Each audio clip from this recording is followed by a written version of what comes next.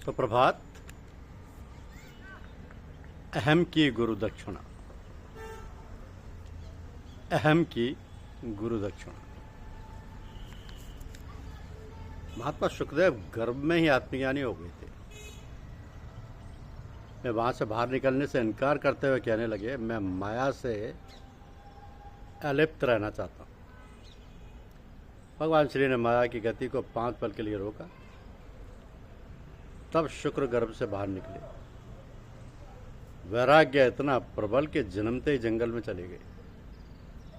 पिता महर्षि व्यासदेव जी ने अनासक्त पुत्र को राजा जनक के पास भेजना चाहा,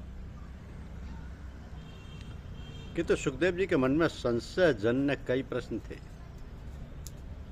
जैसे वे राजा मैं ऋषि, वे गृहस्थ मैं त्यागी, वे क्षत्रिय मैं ब्राह्मण, वे भोगी मैं योगी सन्यासी, मैं ऐसे राजा जनक को गुरु कैसे बनाऊं। अनेक बार गए परंतु वापस लौट आते। संत महात्मा की निंदा से उनमें दोष दर्शन से अपने पुण्यों की कमाई लुटती है। देवर्षि नारद इन्हें शिक्षा देने हेतु एक वृद्ध का रूप धारण करके एक पानी के नाले में मिट्टी डाल रहे थे। बहते जल में मिट्टी ठहरे ना।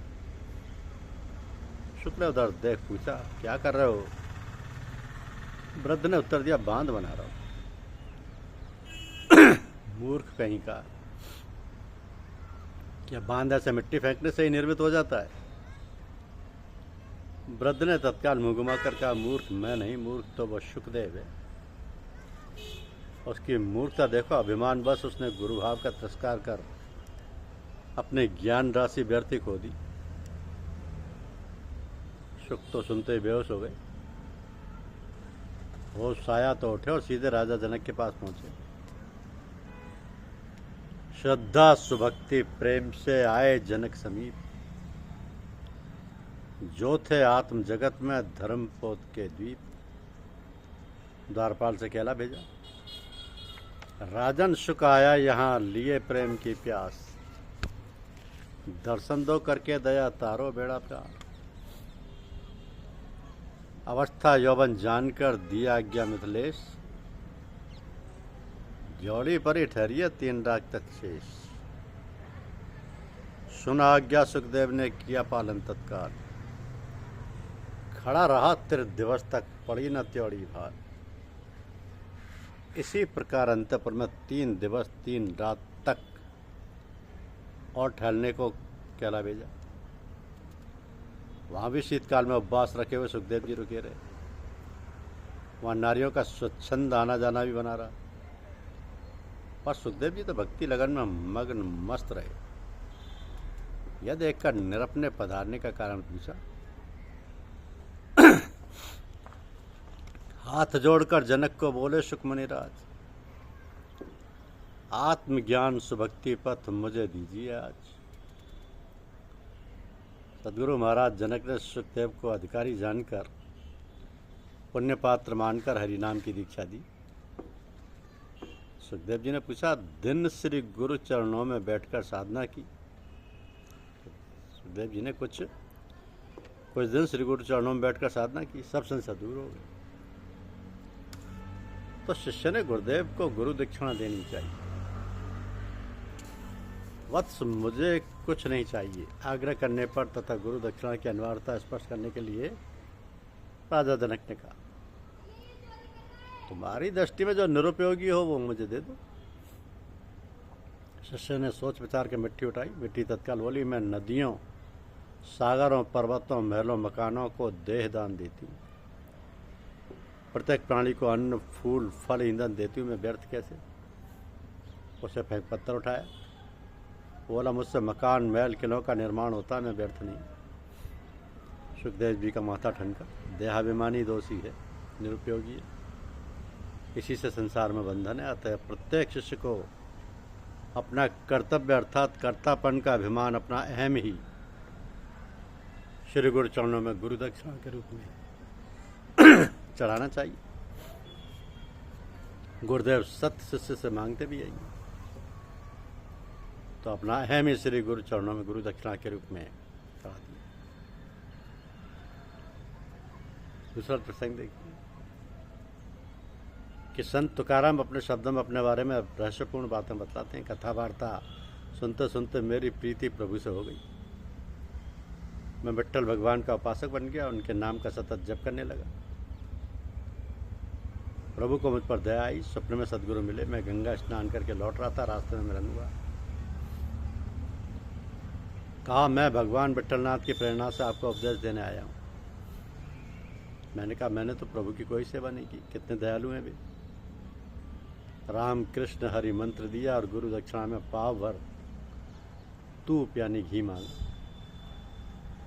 तुकाराम स्पष्ट करते हैं कि तूप का वास्तविक अर्थ है मैं, मेरापन अर्थात अहंता और ममता, घी नहीं। समझाया, तू न पुरुष है न स्त्री, तू तो आत्मा है।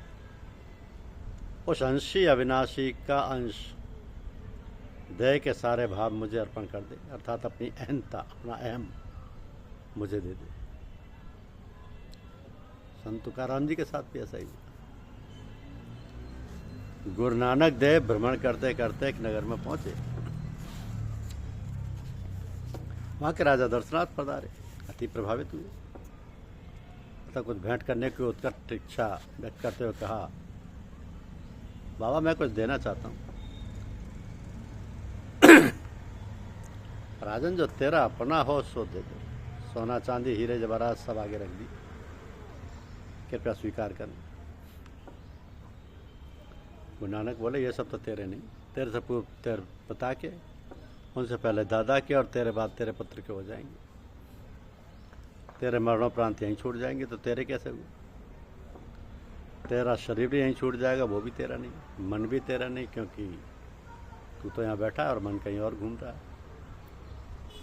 अपनी वस्तु पर तो नियंत्रण होता है, मन तो दिन रात भटकता है। तू तो भजन पाठ के लिए बैठा है, अर्थात शरीर तो सत्संगति में बैठा, पर मन घर परिवार के साथ या कहीं और। तो राजन, बुद्धि भी तेरी नहीं, तेरी होती तो सदा सही निर्णय लेती, उसमें तो अज्ञान भरा पड़ा है। तभी तो सत को असत और दुखदायी वस्तु को सुखदायी बताती है। यही माया है बाबा। फिर आप ही बताओ क्या दूं। राजन, जब राजा जनक के सामने भी ऐसी समस्या थी, महर्षि याज्ञवल्क्य से उपदेश की प्रार्थना की थी, जिससे मन बुद्धि वश में रहे, कि हाथ जोड़ विनती की बिहारी, ज्ञान दान दो हूँ अधिकारी। ऋषि बोला, राजन बड़भागी वैरागी तू ही है त्यागी। ध्यान निरंजन अब आप रचाओ, दक्षिणा देकर चित्त टिकाओ। तो राजा ने गुरु दक्षिणा देते हुए प्रार्थना की कि महर्षि सारा राज्य ले लें। ये तो तेरा नहीं, पूर्वजों का था और तेरे पास भी नहीं रहेगा। ऐसी वस्तु दो जो तुम्हारी है। कृपया धन ले लें, वो भी तेरा नहीं राजन। बहुधा भाग पिता का, शेष प्रजा का, तेरा कैसे? घोड़े हाथी गाड़ियां भी तेरे नहीं, आज तुम्हारे पास कल दूसरे के पास। राजन, तेरा तो तन भी नहीं, मुर्दा हो यहीं छूट जाएगा। मन की दक्षिणा दो। गुरु नानक इससे अधिक स्पष्ट करते हुए कहते हैं कि ये जो कह रहे हो ना कि मैं धन देता हूं, राज्य तन मन बुद्धि देता हूं, ये सब अपने पास रखो,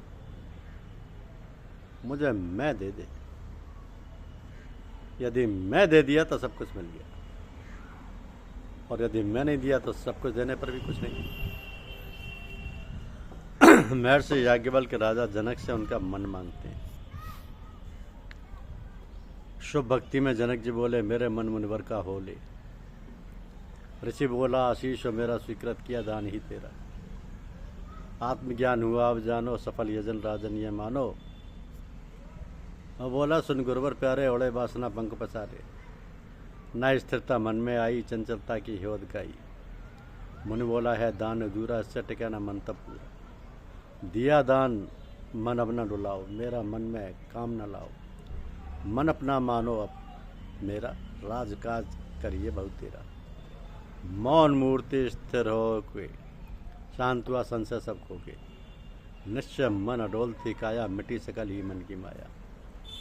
तो ऋषि ने आशीर्वाद देते हुए कहा, हे राजन, आपका मन प्रसाद रूप में लौटाता हूँ, ऐसे अपना ना मान मेरा मानते हुए राज्य भी करें और श्री राम भजन भी। राजा जनक विदेह हो गए।